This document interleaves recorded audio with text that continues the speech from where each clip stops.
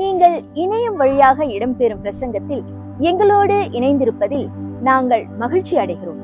ஆண்டவருடைய வார்த்தையை கேட்பதற்கு முன்பாக வேத வாசிப்பு வாசிக்கப்படும். We are so glad you could join us for online sermon today. Before we hear God's word, we will have the scripture read. கர்த்தருக்கு ஸ்தோத்திரம்.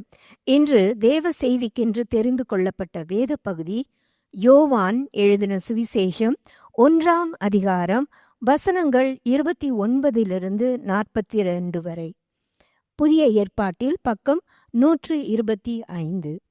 யோவான் எழுதின சுவிசேஷம் 1ஆம் அதிகாரம் வசனங்கள் 29 42 வரை. மறுநாளிலே யோவான் இயேசுவை தன்னிடத்தில் வர கண்டு, இதோ உலகத்தின் பாவத்தை சுமந்து தீர்க்கிற தேவ ஆட்டுக்குட்டி, எனக்கு பின் ஒருவர் வருகிறார், அவர் எனக்கு முன் இருந்தபடியால் என்னிலும் மேன்மை உள்ளவர் என்று நான் சொன்னேனே, அவர் இவர்தான். நானும் இவரை அறியாதிருந்தேன். இவர் இஸ்ரவேலுக்கு வெளிப்படும் பொருட்டாக நான் ஜலத்தினாலே ஞானஸ்நானம் கொடுக்க வந்தேன் என்றான். பின்னும் யோவான் சாட்சியாக சொன்னது, ஆவியானவர் புறாவைப் போல வானத்திலிருந்து இறங்கி இவர் மேல் தங்கினதைக் கண்டேன். நானும் இவரை அறியாதிருந்தேன். ஆனாலும் ஜலத்தினால் ஞானஸ்நானம் கொடுக்கும்படி என்னை அனுப்பினவர், ஆவியானவர் இறங்கி யார் மேல் தங்குவதை நீ காண்பாயோ, அவரே பரிசுத்த ஆவியினால் ஞானஸ்நானம் கொடுக்கிறவர் என்று எனக்கு சொல்லி இருந்தார். அந்தபடியே நான் கண்டு, இவரே தேவனுடைய குமாரன் என்று சாட்சி கொடுத்து வருகிறேன் என்றான். வசனம் 35. மறுநாளிலே யோவானும் அவனுடைய சீஷரில் 2 பேரும் நிற்கும்போது இயேசு நடந்து போகிறதை அவன் கண்டு, இதோ தேவ ஆட்டுக்குட்டி என்றான். அவன் அப்படி சொன்னதை அவ்விரண்டு சீஷரும் கேட்டு இயேசுவுக்கு பின் சென்றார்கள். இயேசு திரும்பி அவர்கள் பின் செல்கிறதைக் கண்டு, என்ன தேடுகிறீர்கள் என்றார். அதற்கு அவர்கள், ரபி, நீர் எங்கே தங்கியிருக்கிறீர் என்று கேட்டார்கள். ரபி என்பதற்கு போதகரே என்று அர்த்தமாம். அவர், வந்து பாருங்கள் என்றார். அவர்கள் வந்து அவர் தங்கி இருந்த இடத்தைக் கண்டு அன்றைய தினம் அவரிடத்தில் தங்கினார்கள். அப்பொழுது ஏறக்குறைய 10 மணி வேளையாய் இருந்தது. யோவான் சொன்னதை கேட்டு அவருக்கு பின் சென்ற 2 பேரில் ஒருவன் சீமோன் பேதுருவின் சகோதரனாகிய அந்திரேயா என்பவன். அவன் முதலாவது தன் சகோதரனாகிய சீமோனைக் கண்டு, மேசியாவைக் கண்டோம் என்று சொன்னான். மேசியா என்பதற்கு கிறிஸ்து என்று அர்த்தமாம். பின்பு அவனை இயேசுவினிடத்தில் கூட்டிக் கொண்டு வந்தான். இயேசு அவனை பார்த்து, நீ யோவானின் மகனாகிய சீமோன், நீ கேபா என்னப்படுவாய் என்றார். கேபா என்பதற்கு பேதுரு என்று அர்த்தமாம். ஆமேன். இது தேவனுடைய வசனம். நாம் யாவரும் சேர்ந்து சொல்வோம், தேவனுக்கு ஸ்தோத்திரம். பிரியமானவர்களே, நாம் ஜெபம் செய்வோமாக. Let us pray. ஆண்டவரே, இந்த நாளிலே நீர் எங்கள் மத்தியிலே பேசி உம்மை போல மாற்றும்படியாக நீர் எங்கள் மத்தியிலே நீர் இடைப்படும்படியாக ஜெபிக்கிறோம். Lord, we pray that you would speak, transform our hearts and make us more like you, that we may serve you in a way that honors you. உம்மை சேவிக்கக்கூடிய விதமானது உம்மை மகிமைப்படுத்தும்படியாக இந்த வார்த்தைகளை நீ பயன்படுத்துவீராக. இயேசு கிறிஸ்துவின் நாமத்தில், in Jesus mighty name. Amen. இயேசு பெருகணும். May Jesus increase. யோவான் 1ஆம் அதிகாரத்திலே யோவான் ஸ்நானகன் இயேசு யார் என்று சொல்கிறதை நாம் கவனித்து பார்க்கிறோம். In John chapter 1, we read about John the Baptist's declaration of Jesus as the Son of God, the one who would take away the sin of the world. இந்த உலகத்தினுடைய பாவத்தை சுமந்து தீர்க்கிற தேவ ஆட்டுக்குட்டியானவர் என்று சொல்லக்கூடிய அந்த வார்த்தைகளை யோவான் ஸ்நானகன் அதை சொல்கிறதை நம்ம கவனித்து பார்க்கிறோம். Now John the Baptist then goes on to say that Jesus is greater than him, even though Jesus came after him. யோவான் ஸ்நானகன் என்ன சொல்கிறான் என்றால், இயேசுவுக்கு முன்பதாக வந்தாலும் இயேசு எனக்கு பின்பாக வந்தவர் அவர் என்னை விட மிக மேன்மை உள்ளவர் என்று சொல்கிறதை நாம் கவனித்து பார்க்கலாம். அதே 26வது வசனத்திலிருந்து 30வது வசனம் வரை கவனிப்போமே. யோவான் அவர்களுக்கு பிரதியுத்தரமாக, நான் ஜலத்தினாலே ஞானஸ்நானம் கொடுக்கிறேன். நீங்கள் அறியாதிருக்கிற ஒருவர் உங்கள் நடுவிலே நிற்கிறார். அவர் எனக்கு பின் வந்தும் என்னிலும் மேன்மை உள்ளவர். அவருடைய பாதரட்சையின் வாரை அவிழ்ப்பதற்கும் நான் பாத்திரன் அல்ல என்றான். இவைகள் யோர்தானுக்கு அக்கரையில் யோவான் ஞானஸ்நானம் கொடுத்த பெத்தாபராவிலே நடந்தன.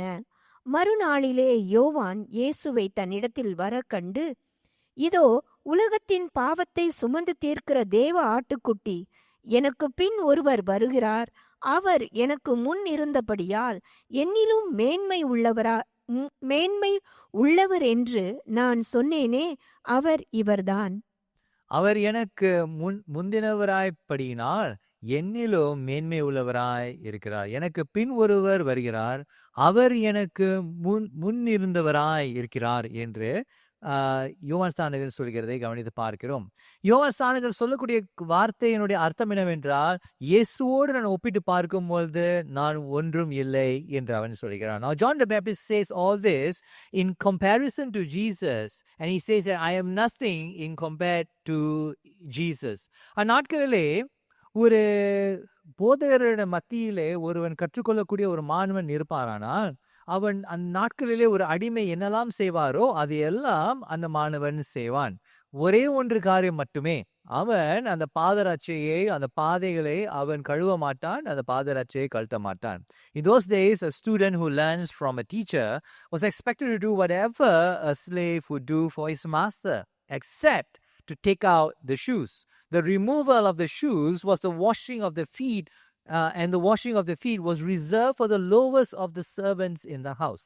இந்த பாதரட்சையை கழற்றுவதிலும் அந்த பாதையை கழுவதிலும் அது மிக மிக தாழ்ந்த ஒரு அடிமை செய்யக்கூடிய ஒரு வேலையாக இருக்கிறது.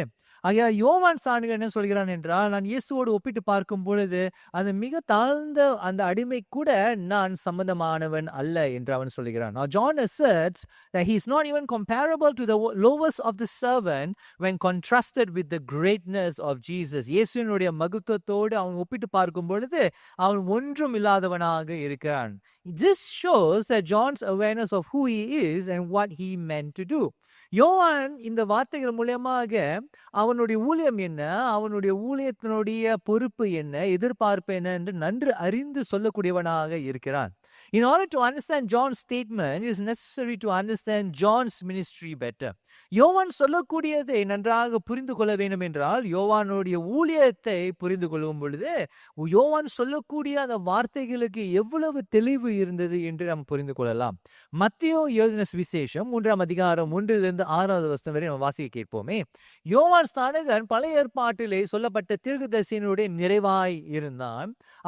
அது மட்டுமல்ல, அவன் மெசியாவுடைய பாதைகளை, மெசியாவுடைய அந்த வழியை ஆயத்தப்படுத்தக்கூடியவனாக இருக்கிறான் என்று இந்த வசனங்கள் நமக்கு சுட்டி காட்டுகிறது. Matthew chapter 3 verse 1 to 6, we read that John the Baptist fulfilled an Old Testament prophecy about the one who would prepare the way of the Lord. அதை வாசிக்க கேட்போமே. அந்நாட்களில் யோவான் ஸ்நானன் யூதேயாவின் வனாந்தரத்தில் வந்து, மனம் திரும்புங்கள், பரலோக ராஜ்யம் சமீபித்திருக்கிறது என்று பிரசங்கம் பண்ணினான். கர்த்தருக்கு வழியை ஆயத்தப்படுத்துங்கள், அவருக்கு பாதைகளை செவ்வாய் பண்ணுங்கள் என்று வனாந்தரத்திலே கூப்பிடுகிறவனுடைய சத்தம் உண்டென்று ஏசாயா தீர்க்கதரிசியினால் சொல்லப்பட்டவன் இவனே.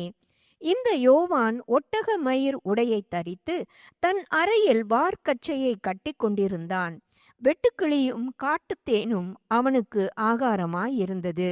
அப்பொழுது எருசலேம் நகரத்தாரும் யூதேயா தேசத்தார் அனைவரும் யோர்தானுக்கு அடுத்த சுற்றுப்புறத்தார் யாவரும் அவனிடத்திற்கு போய் தங்கள் பாவங்களை அறிக்கையிட்டு யோர்தான் நதியில் அவனால் ஞானஸ்நானம் பெற்றார்கள். இந்த 5வது வசனத்தை நீங்க கவனித்து பார்ப்பீர்களானால், விசேஷமாக எருசலேம் நகரத்தாரும் யூதேயா தேசத்தார் அனைவரும் யோர்தானுக்கு அடுத்த சுற்றுப்புறத்தில் இருக்கிறவர்கள், அந்த வார்த்தைகளை நீங்க கவனித்து பார்க்கும் பொழுது யோவான் ஸ்நானகனுடைய ஊழியமானது எவ்வளவு பெரிதாக இருந்தது. ஒரு சில வகையிலே இயேசுடைய ஊழியத்தை விட கொஞ்சம் அதிகமாகவே இருந்தது. The ministry of John covered geographically more than actually Jesus' ministry. So in some ways, in some sense, John's ministry at this point of time was far greater than Jesus's, in that he had more success influencing people.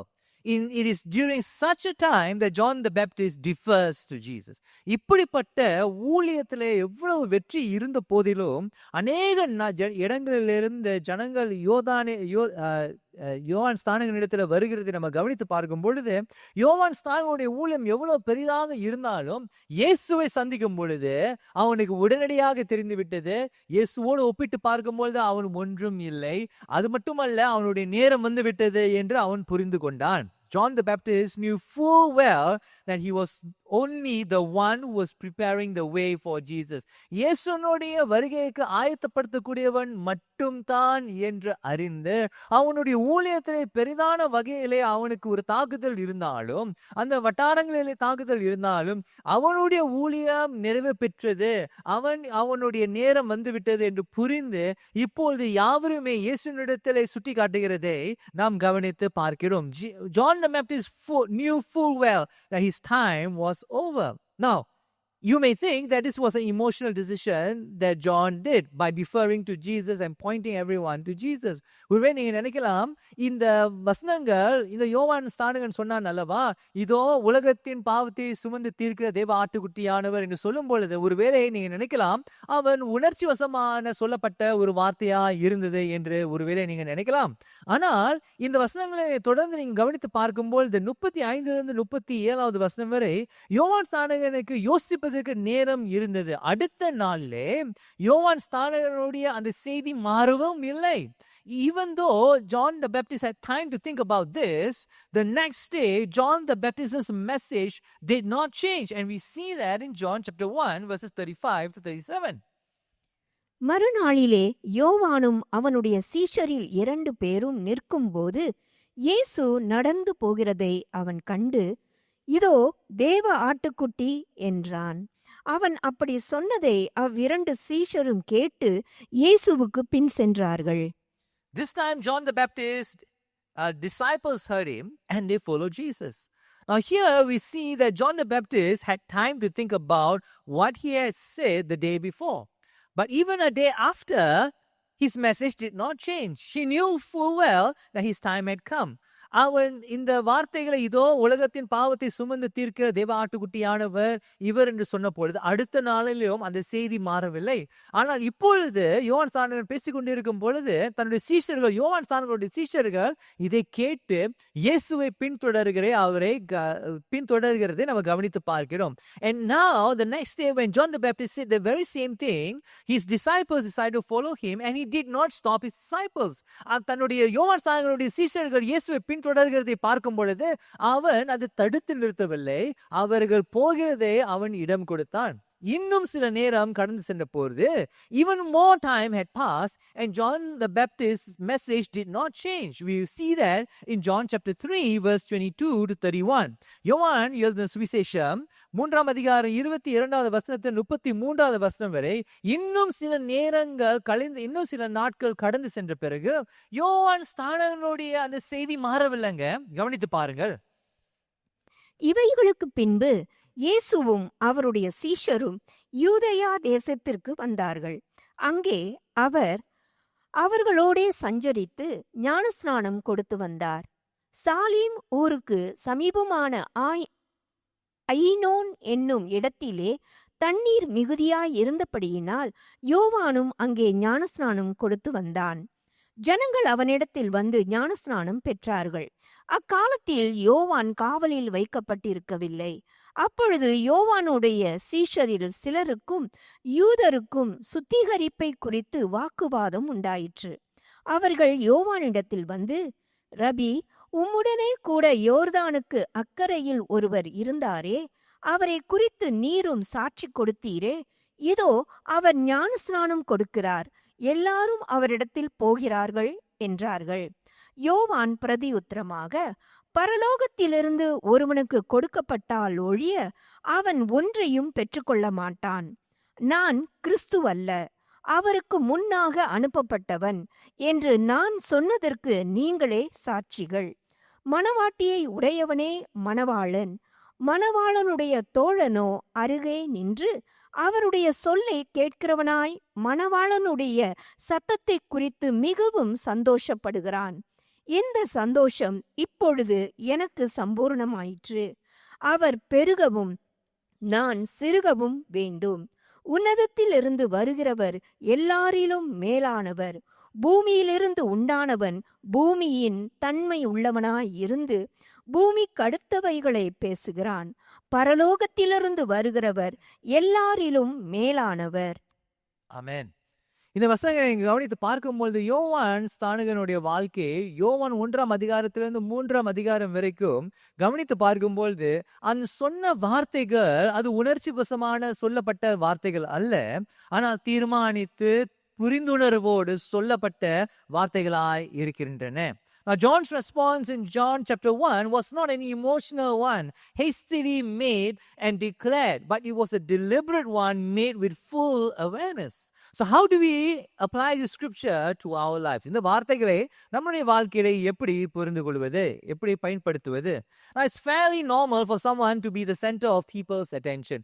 ஒருவருடைய வாழ்க்கையிலே ஒருவர் அந்த கவனத்தினுடைய முக்கியத்துவம் நான் தான் இருக்க வேண்டும் என்று பலருக்கு அப்படிப்பட்ட ஒரு மனப்பக்குவம் இருக்கிறது. அதாவது நான் என்னுடைய அபிப்பிராயங்கள், என்னுடைய ஆசைகள், என்னுடைய நடவடிக்கைகள் தான் முக்கியம், மற்றவர்கள் அவ்வளவு முக்கியம் அல்ல என்று சொல்லக்கூடிய மனப்பக்குவம் உள்ளவர்கள் நம்மிலே ஒரு சிலர் இருக்கலாம். Now, it's fairly normal for someone to be the center of people's attention. As a result, we may unconsciously feel that our views, our desires and our actions need to be taken accounted to, if not given priority. நம்முடைய சிந்தனைகளை, நம்முடைய ஆசைகளை, நம்முடைய நடவடிக்கைகளை முக்கியத்துவம் கொடுக்க வேண்டும் என்ற தெரிந்தும் தெரியாமல் நமக்கு அப்படிப்பட்ட ஒரு ஆசை இருக்கலாம், ஒரு வழிநடத்தல் நமக்கு அவனமாக இருக்கலாம். There are times, my friends, when our views, desires, action may need consideration. But as Christians, there are times where we need to ask, is Christ exalted in my views, desires and actions to be considered? சில நேரத்திலே நம்மளுடைய அபிப்பிராயங்கள், ஆசைகள், நடவடிக்கைகள் நாம ஒரு சிலர் யோசிக்க வேண்டியதாக இருக்கணும். நம்ம இருக்கக்கூடியவர்கள் நம்முடைய ஆசைகளை யோசிக்க வேண்டியதாக இருக்கலாம். ஆனா சில நேரத்திலே கிறிஸ்தவர்களாக இருக்கக்கூடிய நீங்களும் நானும் சில நேரத்திலே நம்முடைய வாஞ்சைகள், நம்முடைய ஆசைகள், நம்முடைய நடவடிக்கைகள் முக்கியப்படுத்தாதபடிக்கு நம்ம கவனமாக இருக்க வேண்டும். Am I unconsciously trying to be the center of people's lives and attention when it should be God? பிரியமானவர்களே, சில நேரத்திலே நம்மை அவ்வளவு முக்கியப்படுத்தி விட்டு ஜனங்கள் மத்தியிலே நான் தான் மிக முக்கியமானவர் என்று சொல்லக்கூடிய விதத்தில் நாம் நடந்து கொள்ளலாம். சில நேரத்தில் தெரிந்தும் நடந்து கொள்ளலாம், தெரியாமலும் நடந்து கொள்ளலாம். Although John might have demanded to be the focus of attention by persistently emphasizing the significance of his message, he chose to yield to Jesus. பிரியமானவர்களே, யோவான் ஸ்நானகனுடைய ஊழியத்தினுடைய விரிவை நீங்க கவனித்து பாருங்களேன். அநேக பட்டணங்களுக்கு அவனுடைய ஊழியம் பரவியேற்றது. அவனுடைய செய்தி அதிக முக்கியத்துவம் இருந்தது. ஆனால் இயேசுவை சந்திக்கும் பொழுது அவனுடைய செய்தி இயேசுவை விட முக்கியமானது அல்ல என்று சொல்லி அங்கீகரித்து தன்னுடைய ஊழியத்தை இயேசுனுடைய பாதத்தில் அவன் சமர்ப்பிக்கிறதை நம்ம கவனித்து பார்க்கிறோம். In fact, John states that Jesus must increase and I must decrease. இயேசு பெருக வேண்டும், நான் சிறுக வேண்டும் என்று அவன் சொல்லிக் கொண்டிருந்தான். He acknowledges that if God does not first give, then one cannot have. ஆண்டவர் முதலாவது கொடுக்காவிட்டால், யோவான் 3:27, ஒருவனிடத்திலும் ஒன்றும் இல்லை என்று அவன் புரிந்து கொண்டான். John acknowledged that God was the one who gave him the ministry. And now his ministry must give way to Jesus. யோவான் நன்றாக புரிந்து கொண்டான், இந்த ஊழியம் முதலாவது ஆண்டவரிடத்திலிருந்து வந்தது. ஆகையாலே அவனுக்கு என்று சொல்லக்கூடியது ஒன்றும் இல்லை, இது ஆண்டவரிடத்திலிருந்து வந்ததுனாலே இப்பொழுது இயேசு தேவகுமாரனாக இயேசு அவருக்கு முன்பதாக நிற்கும் பொழுது அவருக்கே சமர்ப்பிக்க வேண்டும் என்ற ஒரு புரிந்துணர்வு அவனுக்கு இருந்தது.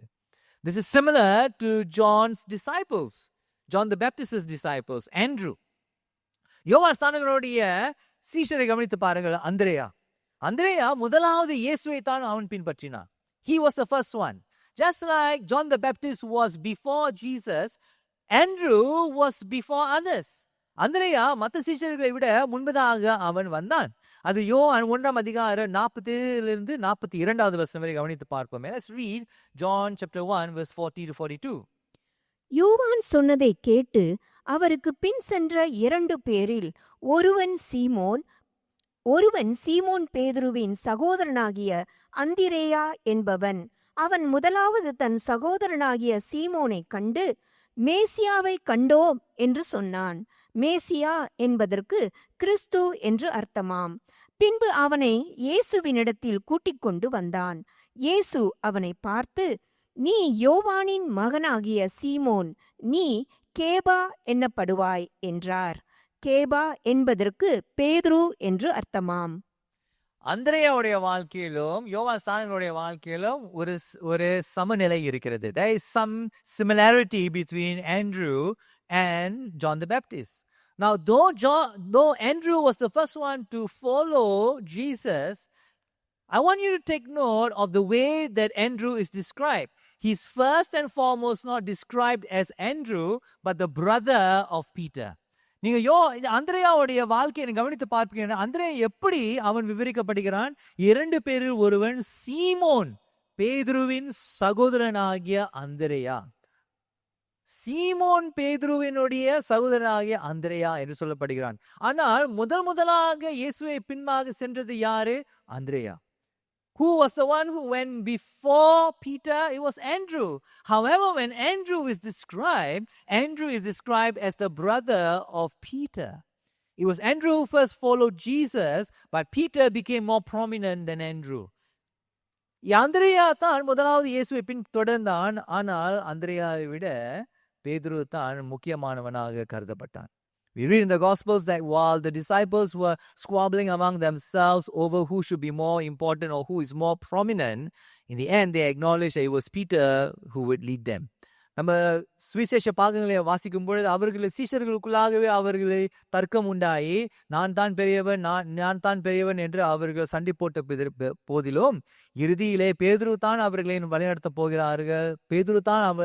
வழிநடத்த போகிறான் என்று அங்கீகரித்து அவனுக்கு முக்கியத்துவம் கொடுத்தார்கள். And we read when Peter's time had come to an end, it was Paul who took prominence, not any of the 12, who had the most impact in the church. பேதுருடைய நேரம் நம்ம சரித்திரத்தை வாசிக்கும் பொழுது, வேதத்தை வாசிக்கும் பொழுது பேதுருடைய நேரம் நிறைவு பெற்ற பிறகு பவுல் அந்த 12 சீஷரில் ஒருவனாக இல்லை. இருந்த போதிலும் அவன் தான் அதிகமாக சபைக்குள்ளாக சீஷர்களுக்குள்ளாக அதிக ஒரு தாக்கத்தை உண்டு பண்ணினான். In Isaiah chapter 49 verse 5 to 7 we read that it is God who chooses and gives us our portion in serving him. பிரியமானவர்களே, ஏசாயா தீர்க்கதரிசியின் புத்தகம் 49வது அதிகாரம் 5-7 வரை நம்ம கவனித்து பார்ப்போமே.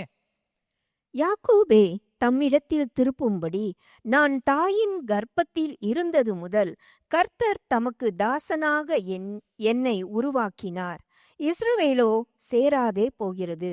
ஆகிலும் கர்த்தருடைய பார்வையில் கனம் அடைவேன். என் தேவன் என் பலனாயிருப்பார். யாக்கோபின் கோத்திரங்களை எழுப்பவும் இஸ்ரவேலில் காக்கப்பட்டவர்களை திருப்பவும் நீர் எனக்கு தாசனாய் இருப்பது அற்ப காரியமாய் இருக்கிறது. நீர் பூமியின் கடைசி பரியந்தமும் என்னுடைய இரட்சிப்பாய் இருக்கும்படி உம்மை ஜாதிகளுக்கு ஒளியாகவும் வைப்பேன் என்கிறார். இஸ்ரவேலின் மீட்பரும் அதன் பரிசுத்தருமாகிய கர்த்தர் மனுஷரால் அசட்டை பண்ணப்பட்டவரும் ஜாதியாரால் அருவருக்கப்பட்டவரும் அதிகாரிகளுக்கு ஊழியக்காரனுமாய் இருக்கிறவரை நோக்கி, உண்மையுள்ள கர்த்தர் நிமித்தமும் உம்மை தெரிந்து கொண்ட இஸ்ரவேலின் பரிசுத்தர் நிமித்தமும் ராஜாக்கள் கண்டு எழுந்திருந்து பிரபுக்கள் பணிந்து கொள்வார்கள் என்று சொல்லுகிறார். பிரியமானவர்களே, ஏசாயா தீர்க்கதரிசியின் புத்தகம் 49ஆம் அதிகாரம் நமக்கு என்ன சொல்கிறது என்றால், நம்முடைய தாயின் கருவிலே இருக்கும் பொழுதே ஆண்டவர் நம்மை தெரிந்து கொண்டாராம். அதே தான் 1 கொரிந்தியர் 1ஆம் அதிகாரம் 1வது வசனத்திலே பவுல் சொல்கிறான், தேவனுடைய சித்தத்தினாலே கிறிஸ்துவின் அப்போஸ்தலனாகும்படி அழைக்கப்பட்டவனாகிய பவுல் என்று அவர் தன்னை குறித்து சொல்கிறார். ஆகையாலே நம்முடைய வாழ்க்கையிலே யார் முன்பதாக வந்திருக்கிறார், யார் பின்பதாக வந்திருக்கிறார் என்று முக்கியம் அல்ல. ஆண்டவர் என்ன நிர்ணயித்திருக்கிறார், ஆண்டவர் நம்முடைய வாழ்க்கையிலே எப்படி மேன்மை அடைய வேண்டும், எப்படி புகழப்பட வேண்டும், எப்படி உயர்த்தப்பட வேண்டும் என்று தான் நாம் யோசிக்க வேண்டுமே தவிர யார் முன்பதாக வந்தார், யார் பின்பதாக வந்தார் என்று கருத்து அல்ல. It is not about who came before, who came after, but whose time is it to serve, and when the time is over, are we gracious enough to move aside? நம்முடைய நேரம் நிறைவு பெற்ற உடனே நாம் மற்றவர்களுக்கு இடம் கொடுக்கிறோமா? In all our lives, my friends, may Christ be exalted even when God chooses someone else over us, even when someone's ideas are chosen over us, even when others' desires are chosen over us, even when someone's opinions are considered over us. May Christ be exalted, just as John the Baptist says, may he increase and I decrease. நம்முடைய வாழ்க்கையிலே கிறிஸ்து மட்டுமே உயர்த்தப்படும்படியாக நாம் பிரயாசப்பட வேண்டும். ஆண்டவர் சில நேரத்திலே நாம் முன்பதாக வந்திருந்தாலும், மற்றவர்களை விட முன்பதாக வந்திருந்தாலும், ஆண்டவர் பின்பதான உள்ளவர்களை அவர் தேர்ந்தெடுக்கும் பொழுது நம்முடைய மனப்பக்குவம் எப்படியா இருக்கிறது? இல்லை, நான் தான் முன்பாக வந்தேன் என்று சொல்லி அடம் பிடித்து அந்த இடத்தை விட்டு செல்லாமல் இருக்கிறோமா? ஆண்டவரே, நீரே மகிமை அடைய வேண்டும் என்று சொல்லி, நீர் இவரை தேர்ந்தெடுத்திருப்பாயானால், நீர் தாயின் கருவிலே இவரை நீ தேர்ந்தெடுப்பாயானால், என்னுடைய நேரம் முடிவை பெற்றுவிட்டது, இவருக்கு நான் நேரம் கொடுக்கிறேன் என்று சொல்வோமா? அல்லது இல்லை, நான் தான் முதலாவது வந்தேன் என்று நம்ம அடம் பிடித்துக் கொண்டிருக்கிறோமா? என்னுடைய ஆலோசனை தான், என்னுடைய ஆசை தான், என்னுடைய அபிப்பிராயம் தான் முக்கியம் என்று சொல்லிக் கொண்டிருக்கிறோமா? இல்லை, ஆண்டவரே, நீர் நிர்ணயித்ததை, நீர் ஆண்டவரை தீர்மானித்தது தான் நடக்க வேண்டும் என்று சொல்லி, அது என்னிடத்திலிருந்து வந்தாலும் சரி, மற்றவரிடத்திலிருந்து வந்தாலும் சரி, கிறிஸ்துவை நீர் ஆண்டவரை அதிகரிக்க வேண்டும், நான் சிறுக வேண்டும் என்று சொல்கிறோமா? My friends, may Jesus increase and all of us decrease. As we have prayed in our covenant service, may that be played out in our lives throughout this year. நம்மளுடைய உடன்படிக்கை ஆராதனையிலே செய்த அந்த ஜெபத்தை அடிப்படையாக வைத்து கிறிஸ்து மட்டுமே உயர்த்தப்பட, கிறிஸ்துவனுடைய சித்தம் மட்டுமே நடைபெற நாம் இடம் கொடுப்போமாக. Let us pray. கர்மலை மீட்புமாயிருக்கின்ற கர்த்தாவே, யோவான் ஸ்நானகன் தன்னுடைய ஊழியத்தை நன்றாக அறிந்து, தன்னுடைய நேரத்தையும் நன்றாக புரிந்து கொண்டு உமக்கு இடம் கொடுத்தது போல எங்களுடைய நேரம் வந்துவிட்டது என்று அறிந்து மற்றவர்களுக்கு இடம் கொடுக்க நீர் எங்களுக்கு உதவி செய்வீராக. ஒருவேளை நம்முடைய நேரம் இன்னும் வராவிட்டாலும் மற்றவர்களுடைய ஆலோசனை, மற்றவர்களுடைய ஆசை ஒருவேளை அந்த இடத்திலே நீர் தீர்மானித்து நடைபெறும்படியாக நீ செயல்படும் பொழுது அதை தடுத்து நிற்காதபடிக்கு எங்களுக்கு அந்த மனப்பக்குவத்தை கொடுப்பீராக. இயேசு கிறிஸ்துவின் நாமத்திலே, in Jesus mighty name, amen. தேவனுடைய வார்த்தையால் நீங்கள் ஆசீர்வதிக்கப்பட்டீர்கள் என நம்புகிறோம். பிரசங்கத்தை கேட்ட பிறகு உங்களுக்கு ஏதேனும் கேள்விகள் இருந்தால் அல்லது யாரிடமாவது பேச வேண்டும் என்றால் எங்கள் சபை அலுவலகத்தை தொடர்பு கொள்ளுங்கள். நீங்கள் தனிமையில் இல்லை என்றும் உங்களோடு சேர்ந்து பயணம் செய்ய நாங்கள் சபையாக முன்வருகிறோம் என்பதை நீங்கள் அறிய வேண்டும் என்று நாங்கள் விரும்புகிறோம். நீங்கள் கர்த்தருக்குள் ஒரு நபராக வளர்ச்சி அடைவதற்கு உங்களது பாதுகாப்பான இடமாக நாங்கள் இருக்க விரும்புகிறோம். இந்த வாரம் உங்களுக்கு சிறந்த வாரமாக அமையட்டும். ஆண்டவர் உங்களை ஆசீர்வதிப்பாராக. We hope you have been blessed by the word of God today. If you have any questions after hearing the sermon today, or you need somebody to talk to, please contact our church office. We would like you to know that you are not alone and that we as a church are willing to journey with you. We hope to be your safe space where you can grow in Christ as a person. We hope you have a great week. God bless you.